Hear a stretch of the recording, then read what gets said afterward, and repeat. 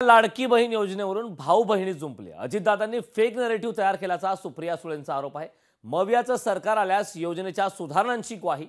लाडकी बहीण योजनेवरून अजित पवार आणि सुप्रिया सुळे या भावा बहिणीतच जुंपल्याचं चित्र आहे। सरकार बदललं तर लाडकी बहीण योजना बंद होईल असा आरोप केला होता। सुप्रिया सुळेंनी अजितदादांच्या या आरोपांचा समाचार घेतलाय। अजितदादा फेक नरेटिव्ह तयार करत असल्याचा आरोप सुप्रिया सुळेंनी केलाय।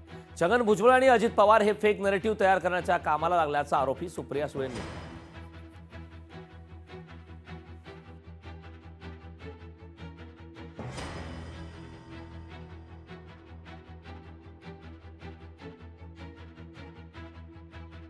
महायुतीच्या सरकारने एकनाथराव खडसे, देवेंद्र फडणवीस, अजित पवार आणि आमच्या सगळ्या सहकाऱ्यांनी मिळून या योजना आणलेल्या आहेत। या योजना पुढे कायमच्या चालू राहाव्यात असं वाटत असेल तर महायुतीला त्यांनी सपोर्ट करावा। महायुती आली तर आम्ही त्या पुढे कंटिन्यू चालू करणार।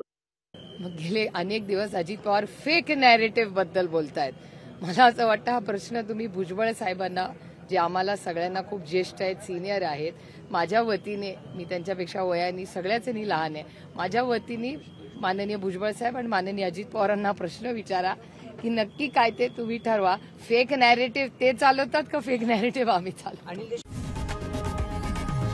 लोकशाही मराठी ऐका, पहा, जागरूक रहा।